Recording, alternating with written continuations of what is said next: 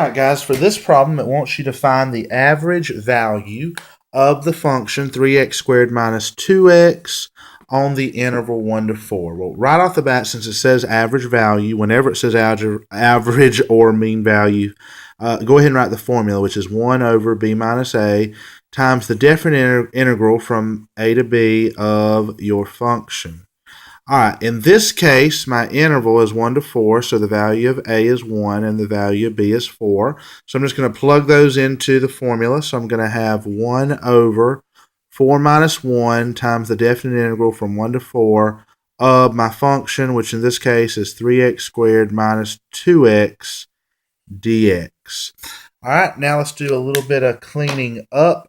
4 minus 1, so that's going to give me 1/3. And then what I'm going to do is I'm just going to draw a bracket because now I'm going to take care of this definite integral.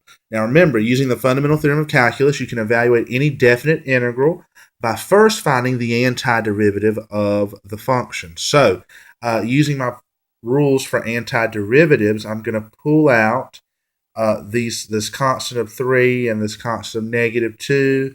So I'm going to have 3 the integral of x squared minus 2 the integral of x. All right, so using my power rule, so I'm going to add 1. So this is going to give me x cubed. Reciprocate that, so that's going to be 1/3.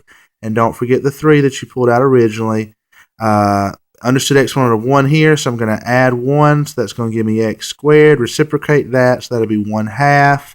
And then don't forget the 2 that you pulled out originally. All right, so let's see what we got now. All right, so clean it up. The 3's are going to cross out, so that's just going to leave me x cubed. The 2's are going to cross out, so that's going to leave me minus x squared. And so there is my antiderivative. What we're going to do is we're going to evaluate that antiderivative with the upper and the lower limit. In this case, the lower limit was 1 and the upper limit was 4. All right, so what we're going to do is we're going to plug in 4 into my antiderivative. So that's going to be 4 cubed minus 4 squared. And now I'm going to plug in my lower limit of 1, but I'm going to make sure I change the signs. So this is going to be minus 1 cubed plus 1 squared. And then don't forget, you're going to eventually multiply that by 1/3.